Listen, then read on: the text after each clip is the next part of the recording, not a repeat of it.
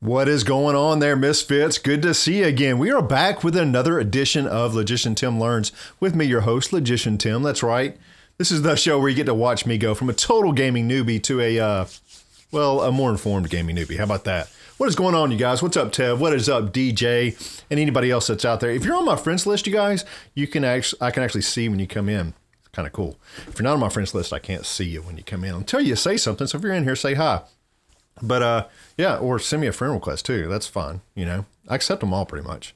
So anyways, we are back tonight and with some more of this Awaken RPG. And I'm kind of digging it, you guys. It's got a couple of drawbacks, but overall, I really dig it. It's just a really cool world. And tonight we are going to be talking about character creation in this game Awaken. And if you didn't know, they do have their Kickstarter, not for the core rule book, because that was a couple years ago. What, almost 2015? So what, almost 4 years ago. They have kind of an expansion type book, a regional book that's out right now on Kickstarter. It's fully funded. So I put the link into the title or the description, and so you can check it out there. And like I said, they're fully funded. I think they only have like a day or two left. So if you want to get in on it, go ahead and jump in there and grab it. Okay. But so we are talking about, last night we went over kind of like the world or introduction, kind of gave my first impressions, what I thought about it. And today we're going to be jumping into the character creation. How do you do that, Tim? Well, I'm going to teach you. Don't worry. So let's open up the book here and see, flip to our character creation chapter. Kind of cool. They start each chapter with a little bit piece of nice piece of art for us. And one thing I did see on another book that I really enjoyed was on the opposite side, they had like a table of contents. Something to think about moving forward when you're making new RPGs or whatever. I just thought it was handy to give us a small table of contents for each chapter. It's kind of neat. But anyways, so yeah, you're ready to start a character in Awaken. What do you do? Of course, we're going to start at the character sheet, right? No, we're not going to start the character sheet. We all know that creating a character kind of begins long before you start filling out your character sheet. You know, when you're reading the book, usually you have ideas in your head of what you're going to play, what your character might look like or be like. And I think it's just a good idea to go ahead and start kind of jotting down those thoughts, you know, as you're reading. You know, I was kind of thinking about playing somebody like this, or here's kind of an attitude that I like, or, you know, somebody that's old or young or whatever it may be, and start jotting down some of those ideas as you go along. Just kind of start, you know, visualizing what your character might look like. You know, how old are they? You know, what is their gender? Start thinking about, you know, the details of your character and, you know, these appearance details, right? And remember, in this book, guys, you're playing as one of the Awakened, right? You're one of the Vasali, these very powerful beings. And their bodies don't age like humans do. So, you know, they remain in shape for a lot longer, especially longer than me. And you get to play, you know, so if you wanted to play an old character, like super old, you could. His face would be old or her face would be old, but their body would still remain young and have the abilities of someone that is young. So I think that's just kind of cool. It opens up, you know, where not everybody's playing, you know, in their, you know, prime age, you know, normal things. So you could be like an old wise Vasali and still have the ability to jump and leap and destroy stuff. I think that's cool. And remember, guys, that Vasali had those like crazy intense eyes. You remember me telling you about that, like the different colors and stuff. And so start thinking about, you know, what color you want those crazy intense eyes to be. How intense do you want it to be? What kind of emotion do you want to inflict on those, you know, that are looking at you? And then remember the Vasali also have those blood scars. Remember that? Badass blood scars. And it's from their powers being, trying to learn their powers and overusing their powers makes their blood literally boil. So they get scars going down their veins all over the body. And you can kind of play with this, like maybe having different color scars, and maybe the intensity kind of fades in and out in certain places of their body to make these different types of patterns. So all types of cool stuff you can do to customize the way that you visualize your character. So that's kind of like the before you begin on the character sheet stuff, right? You'll start kind of just imagining your character. What will it be like? Just start kind of jotting down some of those things. I think that's just good practice. And in the book, they kind of talk about, I feel a sneeze coming on. Don't sneeze, Timbo. I'm trying to hold it back, guys. I'm trying to hold it back. Come on. I'm probably going to sneeze. I'm not going to sneeze. All right, I'm over it. All right, so in the book, they start talking a little bit about the background, right? Your character's got to have some background, some type of story. Where did they come from, right? And so once you start figuring out the basics of, kind of, what you have an idea of what your character might look like, some of those things, then you'll start thinking about this background. And the book provides a number of questions for you to answer to help you kind of flesh out that backstory. And this is going to give you a lot better idea of, who your character is and what types of things motivate them, how you're going to role play this character, maybe some of their flaws and strengths and weaknesses and all that kind of fun stuff. And they didn't say this in the book, but I found it kind of cool to think about the weaknesses, right? If you ever played a character that just maybe has a stutter when they get nervous, or maybe they limp, or just some weird thing that they do. I think that just adds life to the character, and or maybe they can't tell the truth or something, like some kind of cool character flaw or defect of some sort, just kind of brings that character to life and makes it more realistic. So anyway, they didn't mention that, but I just thought it was something cool that we should throw in here. But they do give us a whole bunch of questions here to kind of start developing your character's backstory. And, one of these is, where does my character come from? And it talks about your characters live the life of the ordinary human up until the point of your awakening. Because remember, the awakening is kind of like a transformation. You didn't know it was coming, and all of a sudden you started changing. And so things kind of changed after that. So talk about what your life was like before that a little bit. Was your family noble and wealthy, or were you begging for scraps in the streets? Was the character schooled before the awakening? What was your profession, right? What's your motivations? Did you have trouble with the law? What was your attitude towards the Vasali prior to your awakening? All these types of cool stuff, and kind of start fleshing out your character. Then you have, how did the awakening happen, and how did it affect my character? And they give us some questions here again. How did the character react when the awakening happened? Under which conditions? When did it happen? When did it start happening to you? What was the first gift they ever used? So like gifts are like the special powers, like your spells almost. Did the awakening change their mental health? And then finally, they give us, what are my post-awakening experiences, right? So what was the first thing the character did after realizing that they have changed? Which the orders are like kind of like an alliance type thing, kind of an organization. Which order took them in as a protege, and did they join any order at all? Because the orders kind of recruit you. As soon as they find out that there's a new awakened in town, then they kind of fly in there and they start the little recruiting thing. And a lot of it, they say, kind of depends on who your parents were in some cases, and sort of what your philosophies are too, if your philosophy is going to line up with some of these orders.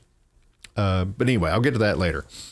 Some of the other questions on your backstory, they can talk about, does your character have experience with the Colossi? Remember the Colossi, those giant freaking beings? Have they encountered a Vargan before? That's kind of like this enemy type race. Is the character apolitical, right? So they have any type of political affiliations or not? Anyways, just tons of questions they ask you to kind of spark your creative juices when you're writing a little bit of a backstory on your character. And again, this is going to help you role play that character and just breathe some life into it, so you're not just staring at a stat sheet. That's no fun. If we want to play a stat sheet, there's a lot easier things to do than playing the role-playing game, right? So a lot easier games out there. If you just want to roll dice, just roll dice. There's a lot of those. So if you want to really kind of get into the shoes and see what it's like to kind of sort of live the life of a powerful being in Awaken, then yeah, you're gonna start building your role play, right? And you're building this character out and getting in their shoes and figuring out where they came from and where they're going, what motivates them, right? Now, so we've done that. Let's say we've got our backstory finally written and we got everything kind of figured out. Now we start on the actual building process, okay?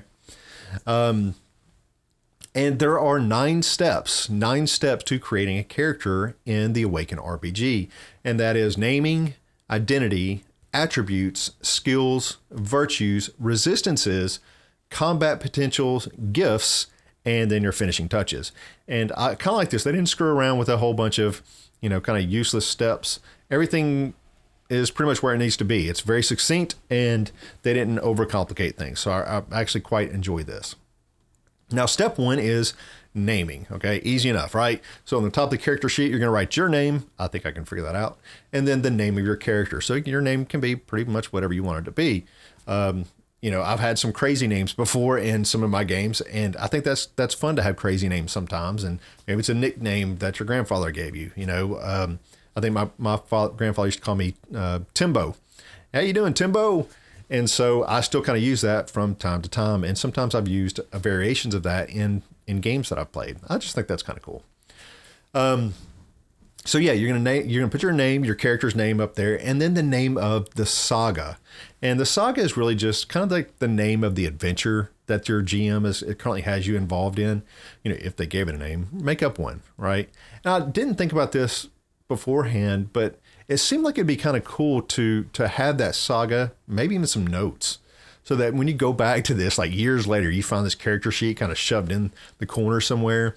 You can kind of look it up and go, oh yeah, I remember that guy. And oh yeah, we were working on this saga, and here's where some of the things that were happening. I just think that would be neat to kind of go back and reminisce a little bit about that character. And what had you playing this in the beginning? What were you doing at the beginning? I just think that would be cool. Joe, what is up, my sir? What is up? Yeah, Joe, is Angela watching? Hello, Angela. If you are, good to see you. Thanks for coming in, you guys. But yeah, so name that saga. Just put that up there. It sounds kind of stupid, but I think it'd just be cool going back one day if you find the thing shoved in the corner. I think it'd be cool. Step 2. So step 1 is naming. Step 2 is your identity. Now this is where you're going to start describing your character's personality. So this is kind of like an overarching kind of descriptive word or phrase for your character. And it can be anything like from, mysterious to, maybe easygoing, laid back. Maybe they're suspicious or conniving or sociopath or something like that. Zoltan, hey there, just dropping by before coming home like yesterday. No problem, man. Well, the video will be up for you to watch back when you get home. So, but just take a safe trip, or have a safe trip home, and watch this later on. So yeah, you're gonna describe your background in this section. So what does your character do in the world? What is their profession? Do they have one? What is their family background? What did your dad do? And they give us some samples here. Maybe it was an actor, or animal trainer, artist, or a baker, a blacksmith, carpenter, cook, craftsman, criminal, explorer, hunter, keeper of archives, lecturer, all these type of things that you can kind of say what you've done. Kind of tell us a little bit about your personality and a little bit about your background. And also in this step, you're also going to choose which order you are in, if any, right? And I kind of described that just a little bit earlier, where there's these 5 orders or organizations, and they're kind of based on these different foundations, from anything from like religious to trade. They all have kind of philosophical differences, and your character kind of chooses to belong to them for tons of different reasons. So, or maybe you're just a loner and you didn't choose any of them, right? So that's also an option. But yeah, you're going to write that down here too. Now we're going to move on to step 3, which is your attributes. Okay. Now, attributes, and like most other games, these are the innate abilities of your character. Now, they show both the basic potential and kind of the diverse natural traits that you have, and they rank from 1 to 5. And 1, being just kind of normal. Ordinary people are going to have like rank 1 or 2. Naturally gifted and like super focused people, very talented people, they're going to have rank 3 and maybe rank 4. But rank 5 is reserved for the Vasali, the awakened ones, and because because you're going to be playing a Vasali, right? You have above human abilities and strength, and all these gifts and things. So you are going to be able to get at 5 and sometimes kind of higher with your attributes. And it kind of says, to give some perspective, the book tells us that a bear would have 5 or more points in their physical or physicality attributes. So you can kind of see the difference between an ordinary human being a 1 or 2 in their physicality, and a bear would have 5. And so that shows you the strength that a Vasali could actually have. You could have like the strength of a bear. How badass is that? Now, attributes are split into 3 kind of categories. Okay. You have sociality, intellect, and physicality. Very, very simple. Okay. Let me flip my page here. So you're going to get 7 points when you start off to put into these 3 categories. You have to have a minimum of 1 point and a maximum of 5 points in a single category. Okay. So in the social, I had this earlier, sociality.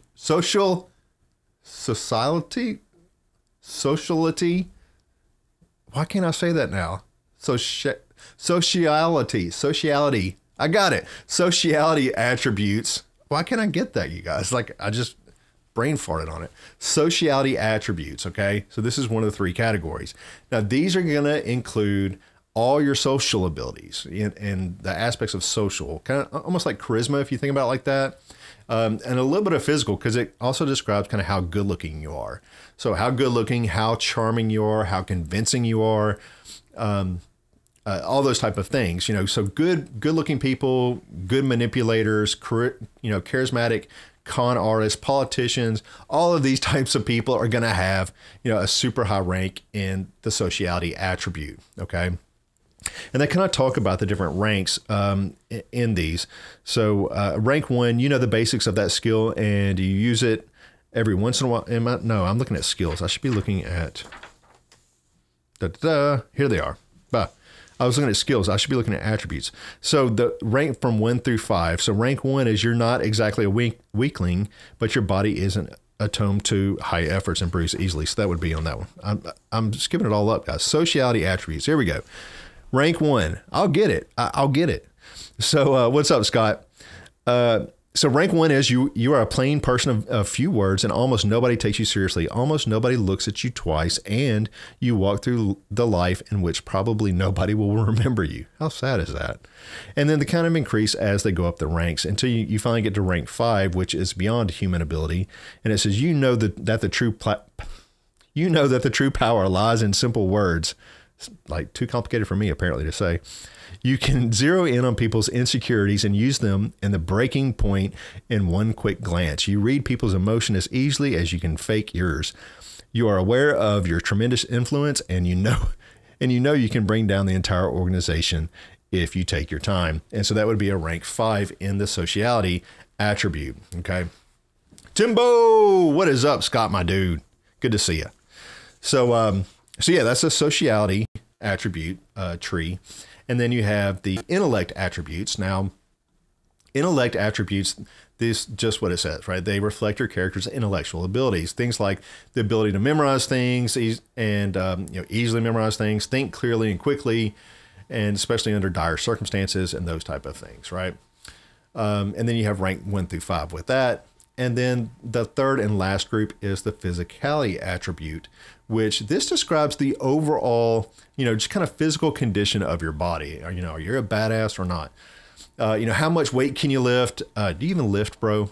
How nimble you are, how fast you are. It also kind of reflects on how much punishment that your body can take before being knocked out. Okay. So that's something to keep in mind.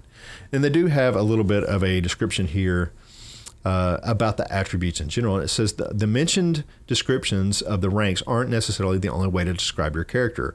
Your high intellect can mean you can memorize almost everything you see, but maybe you had a terrible education, or vice versa. Your high sociality can mean you are the most beautiful creature someone will ever see, but it doesn't mean you're not shy. So you could be, high charisma and also shy. So think about some of that stuff. It says, finally, high physicality can mean that you're incredibly healthy and resilient, but not stronger than the average person. So kind of keep some of those things in mind when you're building these characters.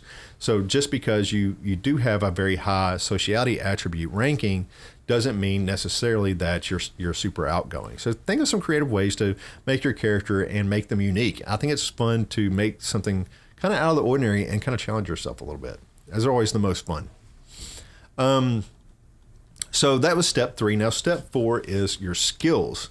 So the skills are they are the abilities. Wow, I can't speak today. Skills are the abilities your character develops during their life, kind of going through the world, right? Every skill has kind of their various specializations in this game, which represent kind of like the more focused aspects of that skill. So, for example, let's say you're choosing, survival skill. You can further specialize in survival skill in, say, tracking, right? So that tracking would be your specialization. Or like a character choosing the expression skill can specialize in bluffing, right? So there are these specialties that you can pick from. I think it's kind of cool. It just kind of adds some depth to the game. So each skill, though, is associated with an attribute. I think that's pretty standard. So to start off, you're going to double your attribute point. So let's say your intellect is 3, then you're going to double that. That will give you 6 skills or skill points to assign in the skill section, right? So I mean, it's pretty self-explanatory. They do have wait. Yeah, the skill ranks are pretty basic. Like no ranks in it. You're unranked. You've never had any training. First rank is the basics of the skill, and you use it every once in a while, at least as a hobby, if not actively. Now, and that kind of increases up to rank 5, where your prowess in the skill has earned you the envy of the people you know. Wow. They think of you as the master of that skill and often seek you out, hoping for your help and your instruction. So yeah, being a level 5 in a certain skill is very, very beneficial. And having specializations are even more so because, and you can pick, when you start off, you can pick 3 specializations to assign in any ranked skill. So you start off with 3 specializations, and you're going to gain more as you play the game. So when you have a specialization and you're doing a skill check that hits that specialization, right? So if I'm tracking and I have the skill tracking, the specialization tracking, then I'm going to get an additional die added to my dice pool. Very simple. I can understand that.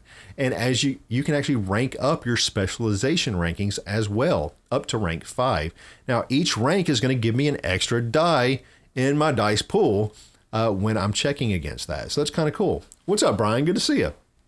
So yeah, if you're very specialized, say in tracking, and you've got 4 ranks in that, you get to roll 4 extra die, when you're using that tracking skill. I just think that's cool, So yeah, that was skills. Now we start moving on into virtues. Now, because they have a lot of these skills here, you can see like social skills. They have expression, empathy, oratory, performance, and trade are the social skills. And they have the intellect skills like academics, craft, medicine, knowledge, and perception. And then physical skills are agility, fray, stealth, range, and survival. So those are the base skills. And again, each one has their own specialization in there too. Like empathy has like cold reading, body language, carousing, so on and so forth. Oratory is speeches, lectures, motivational speeches, and demagoguery, those type of things. So each one has their own kind of suggested specializations, although you could make up your own, of course. We're all adults here. We can make up our own mind. We can make up our own stuff. If I bought the game, I can make up my own rules if I want to, right? There's no rules police around here, as long as we all agree to it. So yeah, let's move right along to step 5. Step 5 in creating a character in Awaken is virtues. What the hell is a virtue, Timbo? Well, hold on, I will tell you. So virtues represent your character's kind of like your blind luck, right? Your perseverance, your stability of the mind. And these are guidelines, not only for role playing, because you're going to use them for role playing, but they're also usable pools that you can use to spend in situations that kind of apply to these virtues. And so when starting out, you get 7 points put into your virtues. And again, the minimum is 1, the maximum is 5.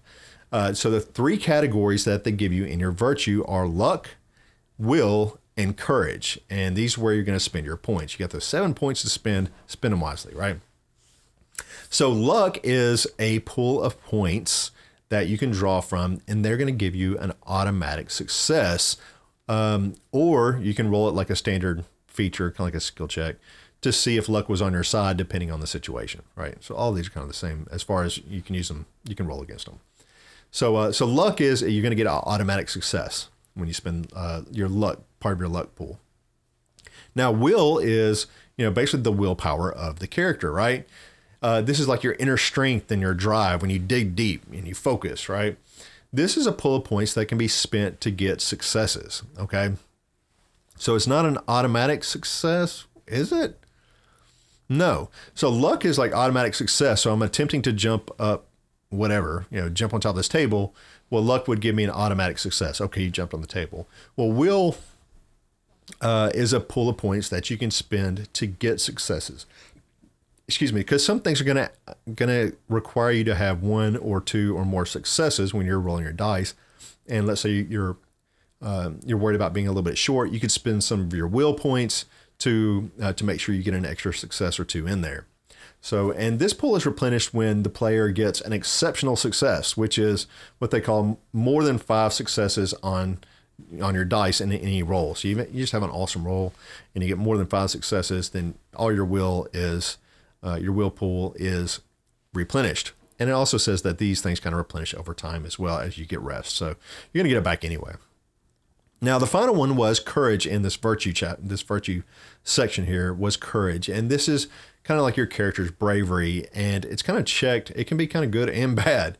So there's no pool points or anything like that to spend here. Instead, they do a courage roll, and it's going to determine if your character is going to, rise to the occasion, or they're going to succumb to the terror and the fear of this situation. So it's kind of like almost like an extra skill check in a sense. So yeah, you're gonna have that, and so if you're gonna spend your stuff, you might want to leave it a little bit to courage to make sure that you have, you don't like run away all the time, I guess, right? So yeah, that was the virtue section. Now let's move on to resistances. So in the game, you're going to calculate your endurance. And so when you take damage in Awaken, you start losing endurance. It's almost like wounds in a way. And this is going to bring you closer to your death. The lower your endurance go, the closer you are to dying. And yes, you can die in this game. And they calculate it by adding 3 to your physicality attribute, and that's going to be your endurance. Now, the kind of same thing happens with your stamina. So their stamina is the ability to do physical tasks while you're injured. So I don't know, maybe you hurt your leg or you got stabbed or something, but you still need to run away or attack somebody or something like that. Well, your stamina is going to determine how well you can do that. So yeah, so your resistances, you're going to calculate your endurance and your stamina. Now, moving on to the combat potential, step 7, this is where you're going to calculate, your basic ranks in combat. And they have 3 different ways of combat in Awaken. You have unarmed ranks. So, you're fighting with just your fists. I don't know, maybe you're a monk and not using a staff or something like that. You're using your fist and you like to beat the snot out of people. Then that would be it. Hey, Angela, I'll see you there. So yeah, so maybe you like to beat the crap out of people with your fist. Well, then you're going to be, you'll be using the unarmed ranks. And let's say you like melee and you're really into like swords and daggers and stuff like that. Well, they have a combat rank for you, which is called melee ranks. And then finally, let's say you really enjoy ranged weapons, then they have ranged ranks as well. And so it kind of goes through like how to calculate all that kind of stuff. I won't go into it. But it's pretty easy to do. You're just kind of adding this attribute plus this, whatever. And that's going to give you your starting stats for your unarmed rank, your melee rank, and your ranged ranks in combat, okay? Now, in step 8, so we've gotten through, we figured out what our combat potential is, but we're not done with it because we are playing Vasali, right? We're playing the Awaken. We're playing the badasses that can do awesome stuff, right? Well, what do we get? We get these things called gifts, and gifts are like our true power, the true power of the Vasali. And this is where, these are your powers that you're blessed with by the god Azimuth. And so you can think of these kind of like as your spells, if you will. So you can fist people. You could. Yeah. I mean, hey, we write our own rules, right? Yeah, absolutely. So in my book, you can. So yeah, these gifts in here, there are 4 different gift kind of trees, if you will, okay? And if you think of these gift trees almost like a class of spells, right? So like in spells you might have like earth and water, and cold or whatever. Well, that's kind of like what these gift trees are. You have 4 different ones. You have mind, body, illusion, and reality. Okay. And each one is going to have their kind of subcategory of kind of spells in there, right?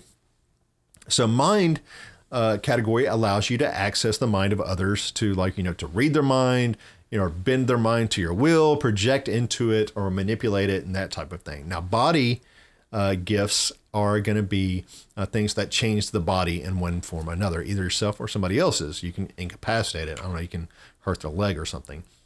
You can also kind of buff people as well. You can make somebody more powerful. You can boost their regen abilities and things like that. So that's kind of a cool one. It almost sounds like a healer a little bit. Then there's the illusion gift tree, which is spells kind of like, and I call them spells. They don't call them spells in here. But the illusion is like they specialize in deception and phantasm. So you're going to find things like haunting hallucinations and invisibility and damaging perceptions and those type of things. And then finally, the last one is reality. What does Scott say? I love you all, but I have to go. Dinner time. I'll watch the rest tonight as per usual. Thanks, Tim. These are awesome. Cool, Scott. Have a good dinner, my dude. Have a good dinner. So your reality is the last one, and the last gift tree that you can pick from. And these kind of allow you to change the structure of a physical object. And this is kind of cool. You can kind of manipulate it from a distance, and you can kind of change the reality around you. It almost sounds like you could, you want a tree to grow right there. Blammo, there's a tree, right? Sounds like you could do some pretty cool stuff with that. And you have starting off, you're going to have 4 points to spend among these trees. And they give a lot of info in these later on in the book. Let me flip back here and I'll show you just a couple of them.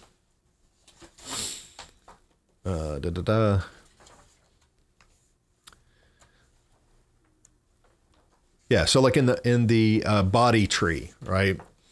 They have bone spike, and they have 3 different ranks that you can get in this. And each one are going to be, going to give you some abilities. So rank 1, unarmed attacks are considered lethal. The spike is about 5 inches in length. Character uses bone spike, loses 1 endurance, blah, blah, blah, blah, blah, right? But you have this bone spike that you're going to be using. They have regeneration. So anyways, they have all these different things in here under each skill tree, not skill tree, gift tree that you can pick from, kind of like spells in a way, or abilities for the most part. It's kind of cool because you have different ranks in them. So I like that. But the big thing is when you're using your gifts, you kind of have to be careful because gifts can kind of cause, it has a negative side to it as well. So the way I understand it is that if you start failing these gift rolls, you can cause this corruption to build up. And remember that picture I showed you yesterday of that fiend, that weird looking guy, that like all crumpled up face and jacked up. That is a fiend. That is a Vasali that suffered too much corruption. And so if you start filling on tons of your gifts, or you're trying to overuse your powers, well, you'll start gaining this corruption, and too much corruption will actually derange your character, and it's going to leave your Vasali like just basically a mental mess, right? So yeah, and powers always have it's kind of a double-edged sword always, right? And I think that's cool to have that in there just for a little bit of balancing. And then finally, the last step is finishing touches, right? And this is basically, we're just going to determine the reputation of your character, the notoriety, the wealth, how much starting money you got, what kind of possessions you're taking with you, and anything else that you might need to finish up. And it's pretty straightforward. And that's pretty much it for starting a character, creating a character in the Awaken RPG. I really digged this chapter, you guys. I thought it was one of the easier ones and one of the better ones laid out that I've kind of gone through to date. I thought it was easy, but yet it seems to have some depth to it. So I kind of enjoyed that. So it was a nice change.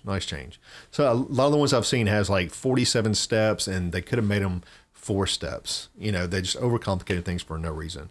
This one was, had the right amount of information for me, so I enjoyed it. Well, that's about it for tonight. Now, tomorrow night, we're going to be going over the mechanics in this Awaken RPG, and I'm kind of excited into it. I know it's a D6 system. I've heard a little bit about the attributes and the skills, and we'll find out, about the luck and some of that kind of cool stuff. I'm excited to see a little bit more about the mechanic system and how that works. And if we have time, we'll have to see, we might get into the combat as well. So again, thank you all for tuning in.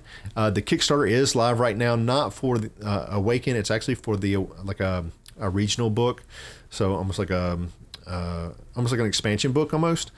And from what I understand, and the Kickstarter link to that is in the description. They're fully funded. They only have like a day or two left. So if you want in on it, go there, pledge, give them some of your money, you guys, and help support these guys that are and make a good product. So far, I'm really enjoying it. So that's it for me tonight. I hope you all enjoyed, and thank you all so much for tuning in. We will see you next time. Bye.